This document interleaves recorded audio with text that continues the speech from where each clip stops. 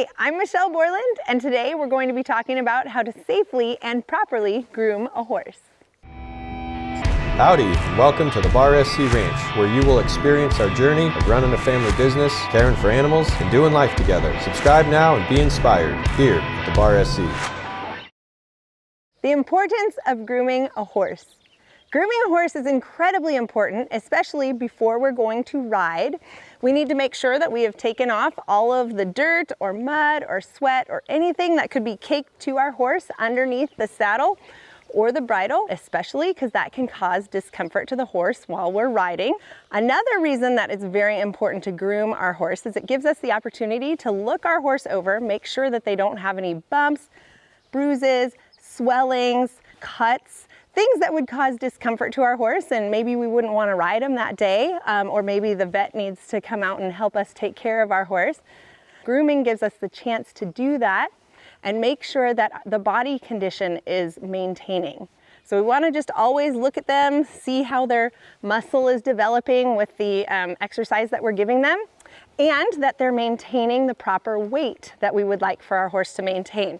So grooming, spending the time doing that gives us the chance to really look at their body and observe their condition. One of the last reasons that grooming is so important is that it gives us just the time to bond with our horse. Horses are amazing creatures. I love to build relationships with my horse. So take your time when you're grooming, learn your horse's personality, what it likes, what it doesn't like, and enjoy spending that time with your horse. Now we're going to talk about how to safely be and move around our horse while we're grooming. First off, I want to point out that the horse's head is extremely big and bony. Horses are very curious animals. They don't usually want to bite us or harm us, but oftentimes they want to move their head over into our space just to see what we're doing. If that makes you uncomfortable, not a problem. Just take your hand and ask them to move their head away.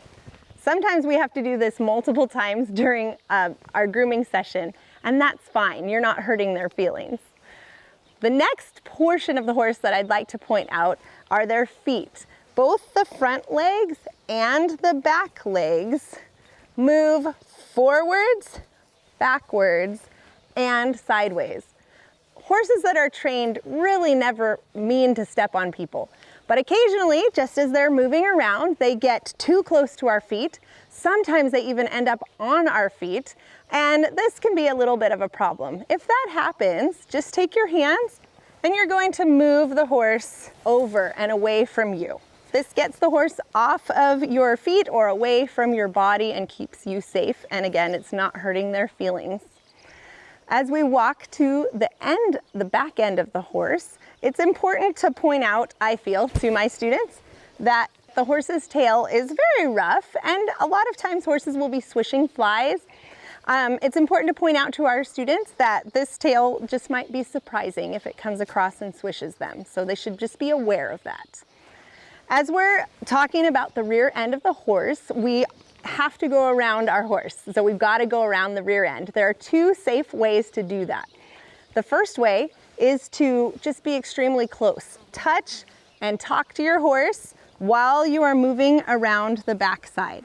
If that makes you uncomfortable, that is just fine. What we need to do is go farther away than their tail. Make a big half circle around them. So we need to get farther away than 6 feet. And that way, if your horse got scared or spooked and kicked out for any reason, you're just so much farther away than the end of their feet. And that's why that is a safe method for getting around your horse.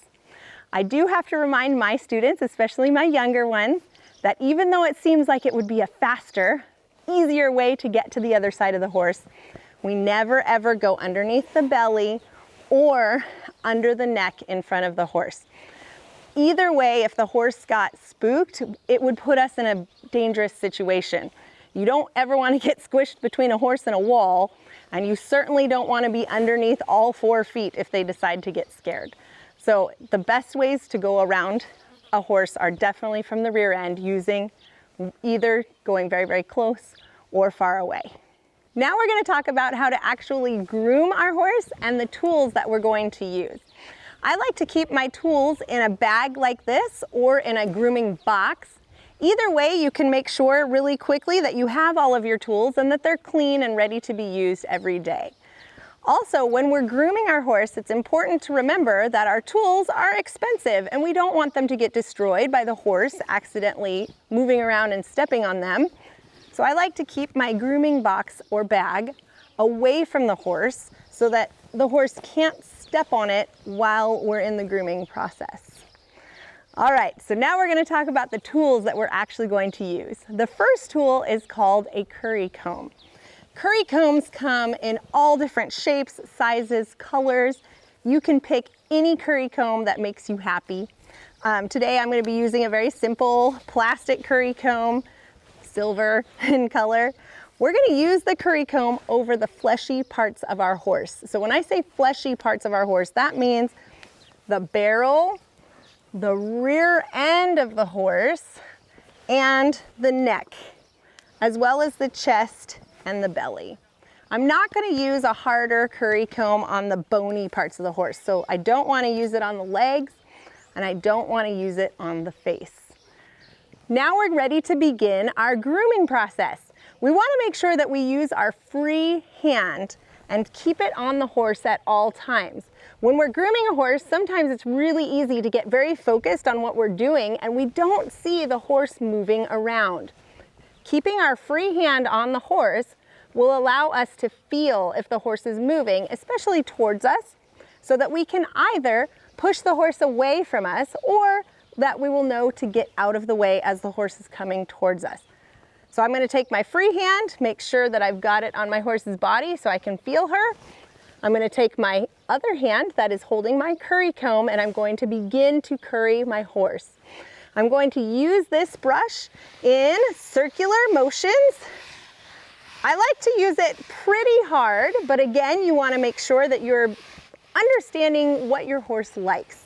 So some horses appreciate a firmer pressing down of the grooming tool and other horses like it very light. So just use this time of grooming to spend quality time with your horse and understand what your horse would appreciate, whether they want a harder massage or a lighter massage.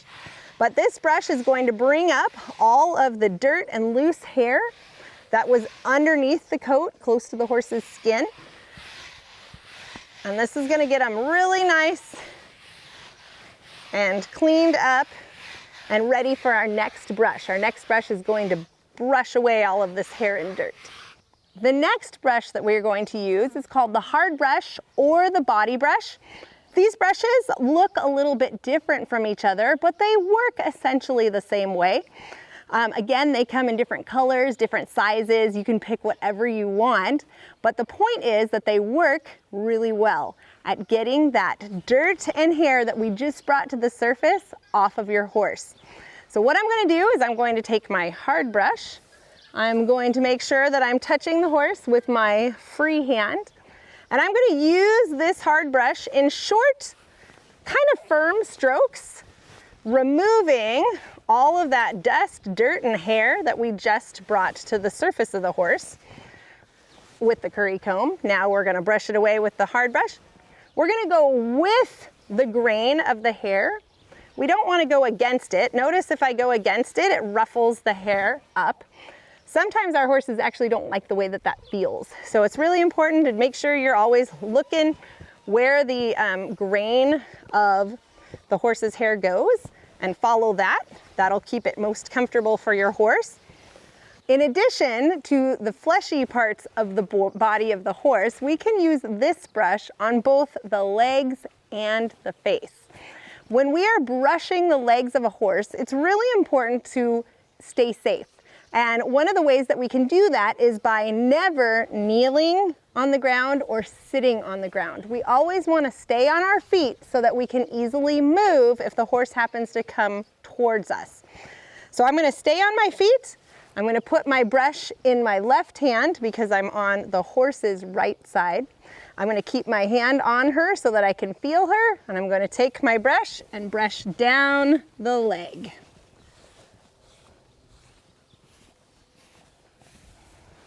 I can also switch hands, keeping my left hand on the horse, and brush the opposite leg as long as your horse is well trained and this is a safe thing to do. The other thing when brushing the back end of the horse is we want to make sure we stand with our body near the horse's barrel instead of standing behind the horse and brushing this way. It wouldn't be safe to stand right behind the horse in case it spooked or got scared and kicked out at us. This way, if the horse happens to get scared or kicks out, I'm up next to the body, I'm not going to be in any danger. When grooming the front legs, it's important to keep your hand on the horse, but I'm going to stand by the horse's barrel again. I'm not going to stand directly in front of the horse. The horse's leg, their knee, moves forwards, and in case they stomp or anything like that, I want to make sure that I'm not in danger by being in front of the horse. They also can't see us if we're directly in front of the horse. So I'm going to stay off to the side, close to the barrel, keep my left hand on the horse, use my right hand and my brush to go ahead and brush all the way down my horse's leg. If I want to switch to the inside of the opposite leg, I'm going to take my brush, switch hands, put my free hand on my horse's leg, and brush down the inside of the opposite leg. Now we can move on to our horse's face. The horse's face is a very sensitive area, so we want to make sure that we're very gentle and kind as we brush the face. I like to move the halter out of the way as much as I can, but I'm going to use the brush in gentle strokes following the grain of the horse's hair. I'm going to be very careful not to brush directly over their eye or directly over their nose, as those are extremely sensitive areas. So we're going to make sure we use our brush around the eyes and just around the nose. Make sure we get all the dirt, mud, sweat, anything that would hinder the use of the bridle. Our next brush is called the soft brush. Usually soft brushes are black or a darker color. They're a natural bristle brush. They bring out the oils in the horse's coat. So that's the biggest reason that we like to use this soft brush. Again, you're going to use it very similarly to the hard brush. You can use it all over the horse, all the fleshy parts of their body and on their legs and their face. So it's really nice. Horses usually love it. It's very soft. And I love to see how nice and shiny your horse can get. So I worked for professional trainers in the past, and we used this brush for 20 minutes every day on their horses just to bring out that horse's shine on their coats and made them look so nice and healthy. Our next brush is a mane or tail brush. This brush looks a lot like a woman's hair brush. We're going to be using it on the horse's mane and their tail. The really interesting thing about a horse's scalp is that it's not painful like a human scalp is. So we can go ahead and use this brush, and we can really brush through the horse's mane and make sure we get all of those knots out of the mane. And we don't have to worry about it hurting the horse or their scalp. So we want to make sure we go through and get it all nice and flat. We may be pulling out some of the horse's mane. You might see it in your brush. This is actually okay. Usually horses' manes grow in relatively quickly. Definitely keep in mind if you have a horse with a very thin mane that you don't want to pull out, you're going to want to condition it first.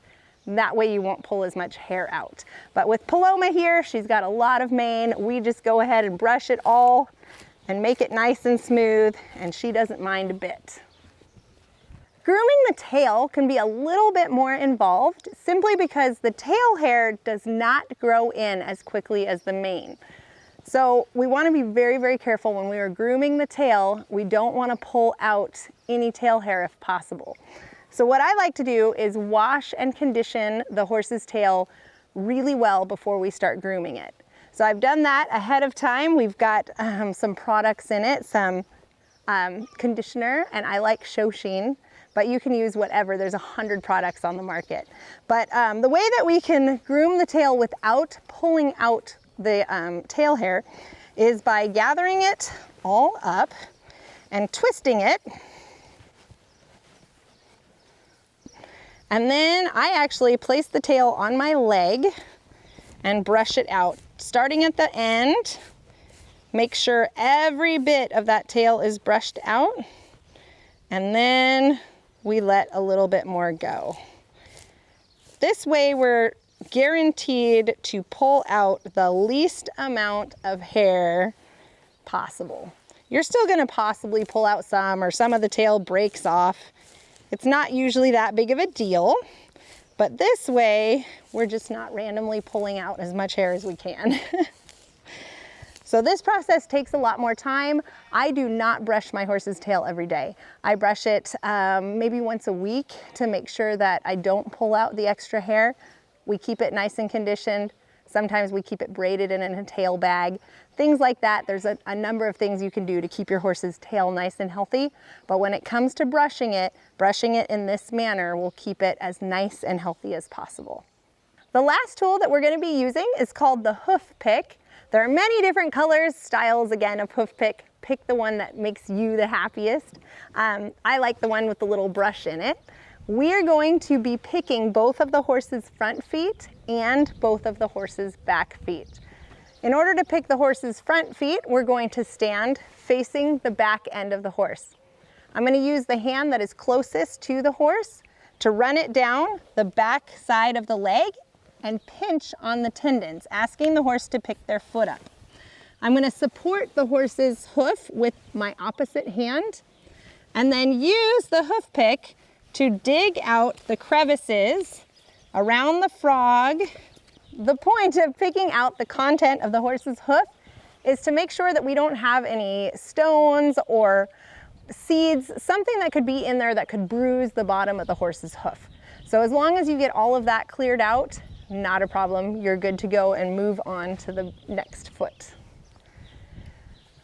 When I'm picking the horse's hind feet, I still want to be very careful. Stand to the side of the horse, not behind them. I'm going to use my hand that's closest to the horse to run my hand down the back of her leg and ask her to pick it up.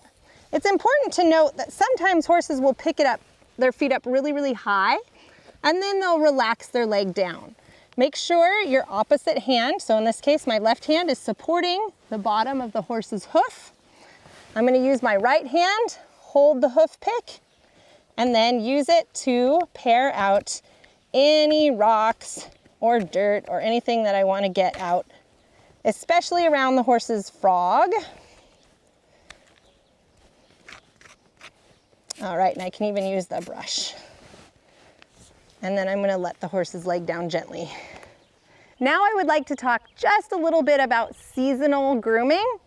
Throughout the year, especially our horses, they stay outside all year long, and we don't clip them. We do blanket, but we don't clip them. They grow a very heavy winter coat. It is springtime right now, so you can see on Paloma, she's still got the remnants of this winter coat on her belly and on her rear end. What we like to use to get that off is a different tool. So we talked about the plastic or rubber curry comb. Now we're going to introduce a wire curry comb. Now this curry comb is very rough. You want to make sure that you don't hit yourself or your friends with it. And we want to make sure that you are watching your horse and observing whether they like this tool or not. Because it is more rough, we find that in the wintertime our horses love it. They don't have any problem with how rough this brush is. It really helps get that mud out of the long hair. And then in the springtime, it really, really helps pull all that extra long hair out. So the way that we use the wire curry comb is we use it in the direction of the horse's coat. I don't necessarily use it in a circular motion. I find that the horse doesn't like how it pulls as much, but we use it with the direction of the horse's coat, and it just gently pulls out all of that extra fur that is waiting to get pulled out. It just does a better job than this rubber curry comb does. So we use this especially in the springtime, and we have to do it over a series of days and weeks, obviously, before all of the hair is gone.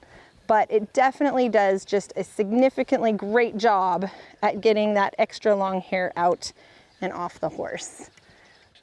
Thanks so much for watching. I hope that you learned a little bit about how to safely move around your horse and how to safely and properly groom your horse.